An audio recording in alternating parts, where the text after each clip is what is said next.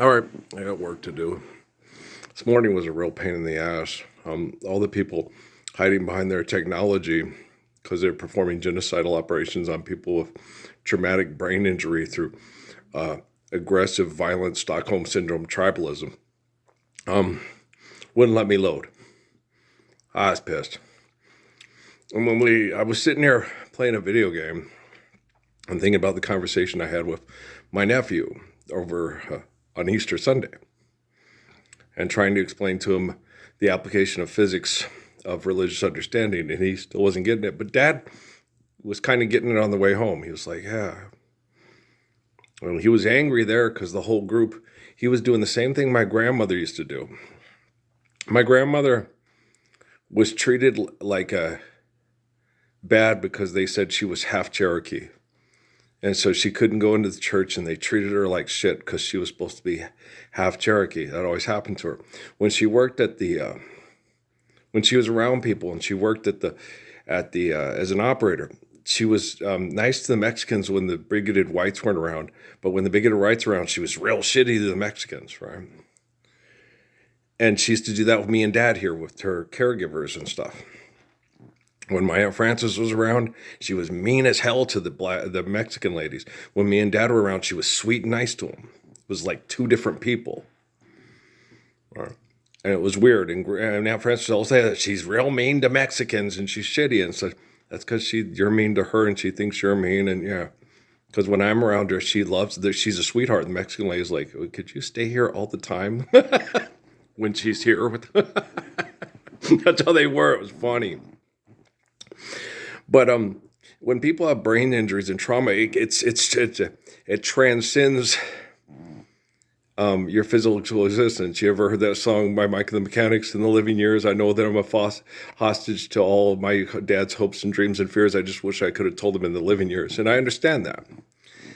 And but you have to transcend that kind of thinking, that kind of fear, and that kind of tribalism. But what I have to do now, and I'm sure this one's going to load and should load rather efficiently, is I'm going to sit here and I'm going to take your male ego logic and I'm going to kick it the hell out of the Bible, the hell out of the Torah, and the hell out of the Quran. Because in the Old Testament, right, God, who is Jesus, who has not manifest himself in the flesh yet, but guides all the prophets and the apostles. Okay. Jesus is the only Messiah, according to the people that believe Jesus is God of the Bible, right? Now, God, in his spiritual form, in the Old Testament, always guides the prophet, the apostles, Daniel, Moses, Noah, Melchizedek, always guides them away from the barbarians, teaches the barbarians how to understand, bangs them before their knees. Jehovah is right. Jehovah's right, right? It happens every time. And then they're protected. And Moses exoduses the Hebrews away and keeps them safe from those evil Egyptians. He's their deliverer, right? David goes and stops the Philistines from eunuching and turning the women into concubines and gets them back, right?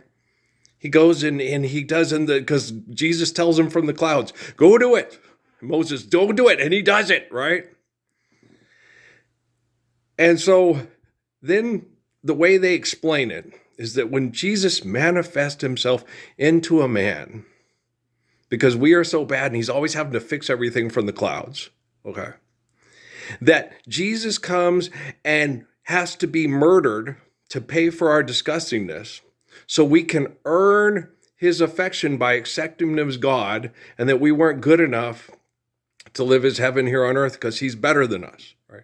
And then after that, okay, oh, that's their logic. God damn. I didn't get their logic because I'm like, well, if that's your case, your Jesus God sucks. Because Jesus, God in the sky held them through, and then when Jesus came down to be among us, we didn't recognize him and were unworthy of his love. Okay, that's our logic. No, Dimas, that's it, man. That's it in a nutshell. That's our logic. It makes absolutely no sense whatsoever.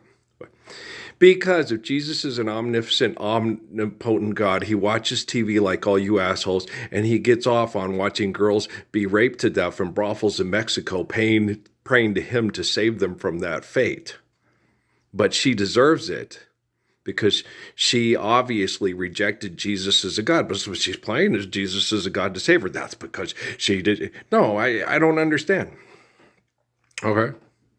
If a little girl believes Jesus is God, and she's believed that from the time she was a little baby, and she's getting raped to death in a brothel, and Jesus is watching, and he does not help, he really sucks at being a God.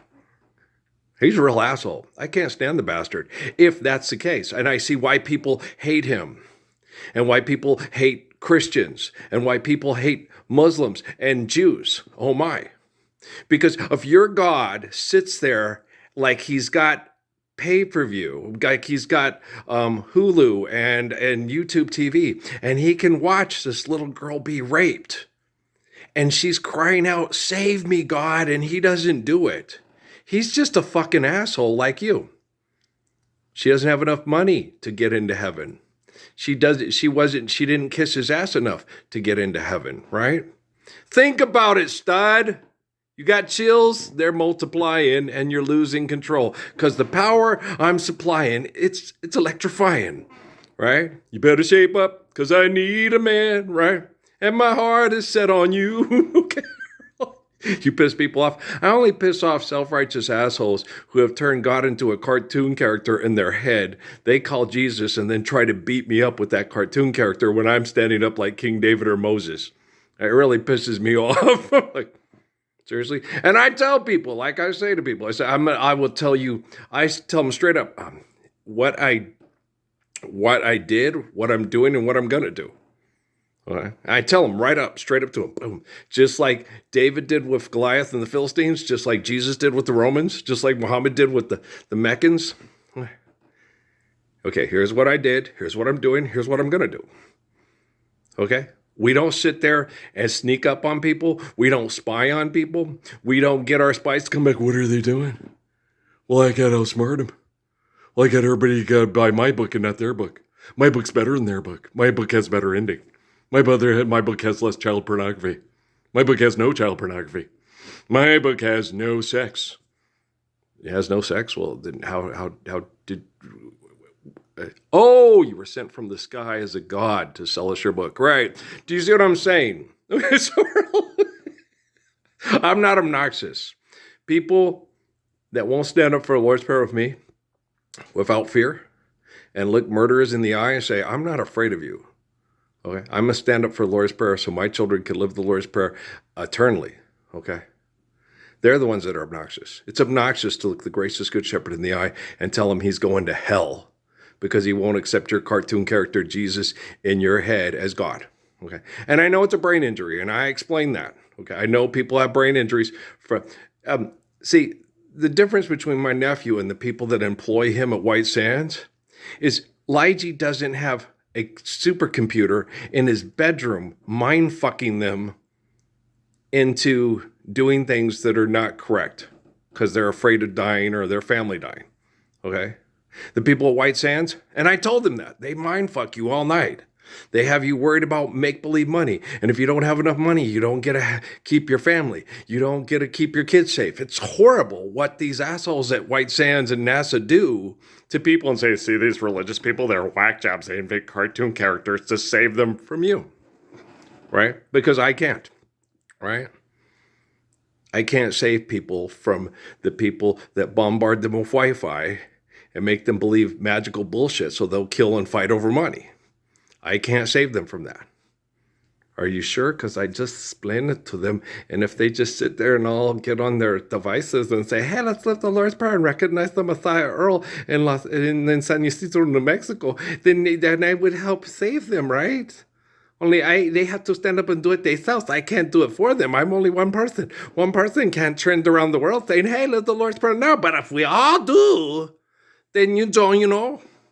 And I'm saying if the technology does it for you through me, how are you going to be able to tell your kids and look your wife in the eye like David told the 250 that wouldn't go with him to go get the women and the children back when he left with 500 and only 250 went to go get the deed done?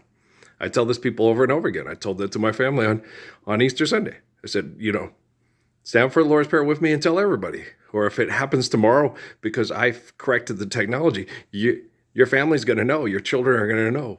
He asked you to do it and you didn't do it. Didn't you love me? Why were you afraid? Your faith was lacking. Yeah. And I'm not James Earl Jones and you're not Luke Skywalker. Right, guys? George Lucas doesn't know what the fuck he's talking about. He's an Ewok. Okay, guys? And Jar Jar Banks. Okay, I love you. Peace out, man.